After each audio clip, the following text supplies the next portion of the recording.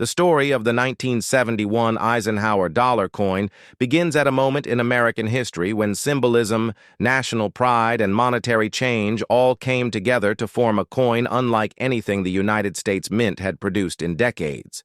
The Eisenhower dollar, issued beginning in 1971, was the first circulating $1 coin struck by the United States since the Peace Dollar series ended in 1935, and its arrival marked both a return to large dollar coinage and a tribute to one of the most respected military leaders and presidents in American history, Dwight David Eisenhower. The journey toward the creation of this coin, however, stretches back several years before its release, and understanding its origins requires looking at the economy, the politics, the national mood, and the technological advancements of the late 1960s and early 1970s. After the end of the Peace Dollar series in the mid-1930s, the United States Mint had no immediate plans to produce a new $1 coin. The existing stock of silver dollars, stored in vaults in places like the Treasury Department and Federal Reserve banks, was considered more than sufficient for the needs of commerce. Over time, however, the use of large silver dollars declined, and they became mostly symbolic and ceremonial by the mid-20th century. Fast forward to the 1960s, and the United States found itself experiencing major economic and political shifts. The price of silver was rising globally, and the United States was facing increasing pressure on its silver reserves. The Coinage Act of 1965 eliminated silver from circulating dimes and quarters and reduced it drastically in half dollars. The dollar coin remained untouched, but the government knew a decision had to be made if a future dollar coin were ever to be reintroduced. Then came the passing of President Dwight D Eisenhower. In March 1969, Eisenhower had been a five-star general, the supreme commander of the Allied Expeditionary Force in Europe during World War II, and later the 34th President of the United States. His death inspired lawmakers, citizens, and organizations to push for a commemorative national tribute. Many members of Congress felt that a new coin would be the perfect way to honor Eisenhower, especially one that could circulate widely across the nation. His legacy as a military hero, combined with his leadership during the early years of the Cold War, made him a widely respected figure. But the idea of a commemorative coin also had another purpose. NASA and supporters of the Apollo space program were eager to celebrate the incredible achievements of the Apollo 11 moon landing in 1969, and the Eisenhower dollar provided the ideal opportunity to merge these two powerful national symbols. Eisenhower, the leader who oversaw America's early steps into the space age and the triumph of the lunar landing. Congress debated many aspects of the potential new coin. Should it contain silver? Should it be issued only for collectors or also for circulation? The debate stretched over months because the country was dealing with inflation, rising metal prices, and concerns over cost. Finally, in 1970, Congress approved legislation authorizing the production of the Eisenhower dollar.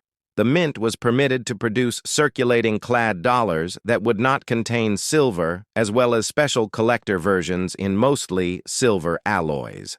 This compromise preserved silver for collectors while reducing cost for circulating coins. The result was that the 1971 Eisenhower dollar became both a circulating coin for everyday transactions and a collectible prized by hobbyists. Production of the coin began at two major facilities, the Philadelphia Mint and the Denver Mint. Both were responsible for creating the circulating clad Eisenhower dollars, made from an outer layer of copper nickel bonded to a pure copper core. Meanwhile, the San Francisco Mint produced special uncirculated and proof versions intended for collectors, many of which contained a 40% silver composition. These silver issues became highly sought after, especially the 1971 S-proof and uncirculated silver coins, which remain collectible today. The creation of this coin required modern minting technology because of its size and metal composition.